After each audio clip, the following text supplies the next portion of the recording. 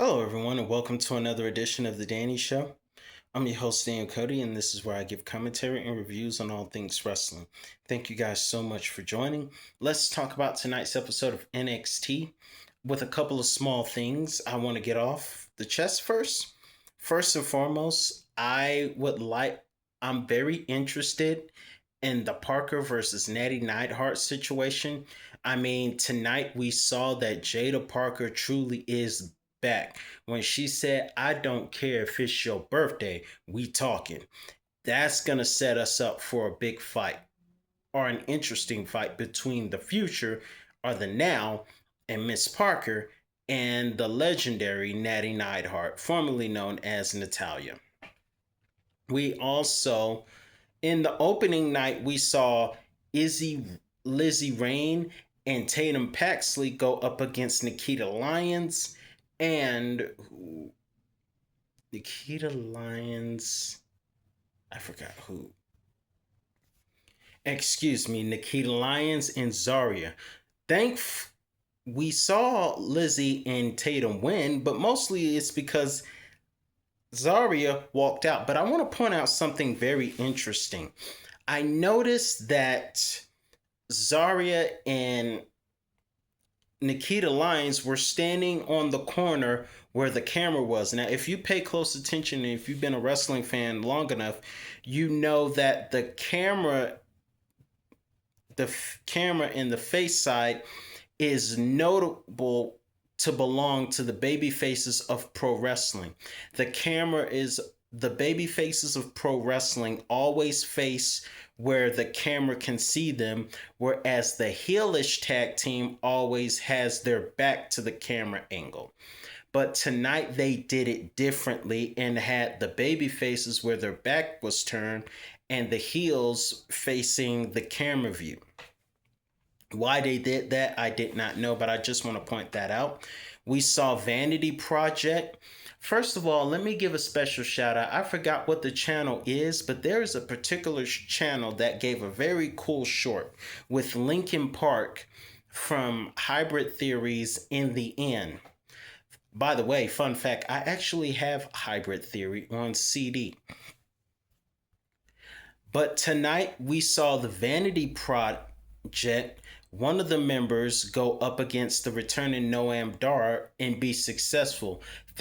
Mostly because the copycat of China, and I know Shawn Michaels had a lot to do with booking that, by the way, but the copycat China was on the outside and interfered, and Noam Dar lost. Then the Dark State came out and challenged for the tag team championships, and Sugars and Lennox will be fighting next week together.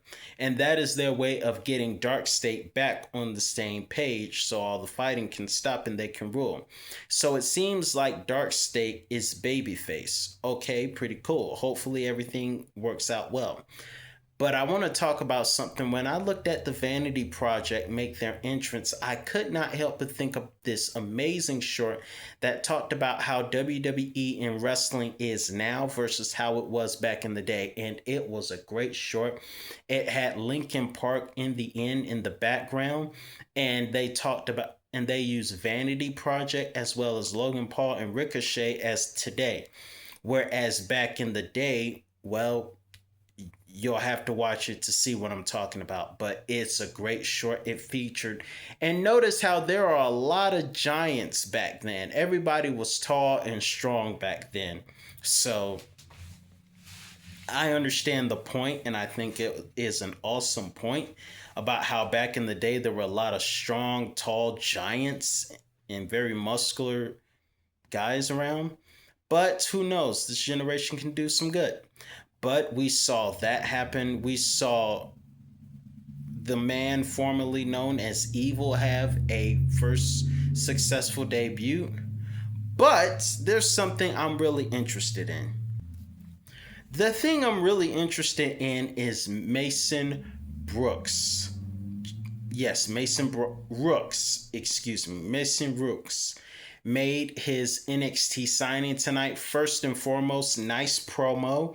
as well as great theme song. By the way, the fans are really into Rooks, so I don't know if they're gonna make him heel or babyface, even though next week he'll be teaming with Hendrix, who is going to be the heel.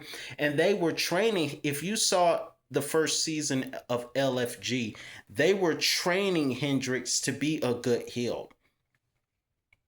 So let's see how that works out, if he learned anything. But tonight we saw Rooks make his contract signing. And by the way, John Cena put Rooks' name out there with a tweet that inspired the chant that you heard earlier tonight. So Rooks, if he could be on a good path, if he lives up to his potential, and there has been some things he has done in the past that I wasn't familiar with, but what I've seen so far right here is awesome. I'm gonna have to do some homework. Nonetheless, we saw Kalani Jordan and Kendall Gray make their main event match tonight, which Kalani won, mostly in help to the outside interference of some issues going on between Izzy Dame and Lola Vice, which started backstage and ended up in the ring, outside rather. So I'm very interested to see what happens. Rooks made his impact by going for a moonsault, which led to the tag team match being signed. So let me know if there's anyone in NXT right now that you find pretty interesting.